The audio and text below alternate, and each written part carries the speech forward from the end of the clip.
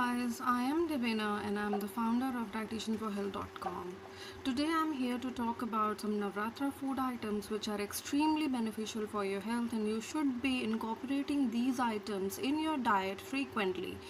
So, without wasting further time, let's just dive into the video. The first item which today I would like to talk about is buckwheat, also commonly known as kuttu. We generally use it as atta. People generally know it as a pseudo cereal. However, you will be surprised to know that kuttu is actually a seed and it showcases the property of a cereal. Hence, we make an atta out of it and we use it making puris, we use it making chilas, and so many. Buckwheat is originally from China and it is very popular in Europe and Southeast Asia. It is a superfood. Talk about the nutritional value of buckwheat. 100 grams of buckwheat gives you 92 kilocalories.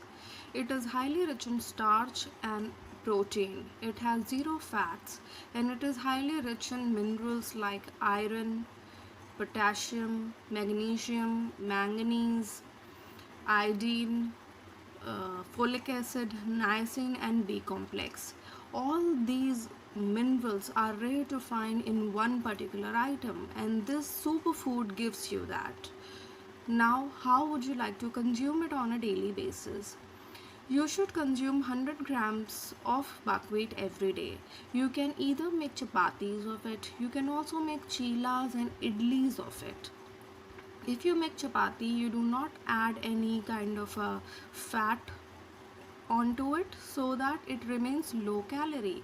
If you are targeting weight loss, you should not use fat. Otherwise, if the weight is not your concern, you can make puris out of it. You can also use ghee onto it. Ghee is healthy anyways. You can anyways use 1 spoon of ghee on the chapati.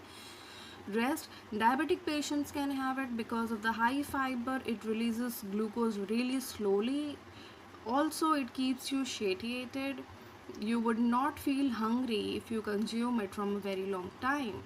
Also, people with PCOD, PCOS, since it is gluten free, it helps you manage your thyroid very effectively. Since it is very high in selenium, people with thyroid will especially find their thyroid levels being normal again if they consume buckwheat during this season. Also, since this crop is a short crop, you should store it in your refrigerator. When I talk about storing it refrigerator, you just freeze it in your freezer. You can also get grains and freeze it, and once you want to have, you can just go ahead and grind it in your mixer grinder and your flour is ready.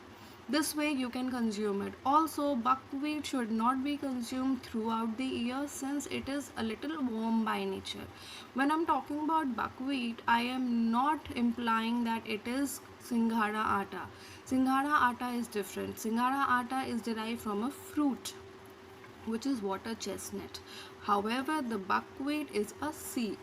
So, I hope you guys find I hope you like this video and you will use these tips in your daily life. Please share this video with the people you love and care.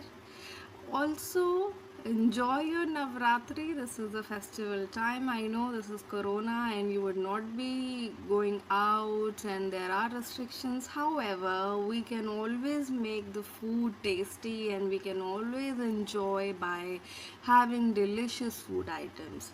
Thank you so much. I'll see you next time. Bye.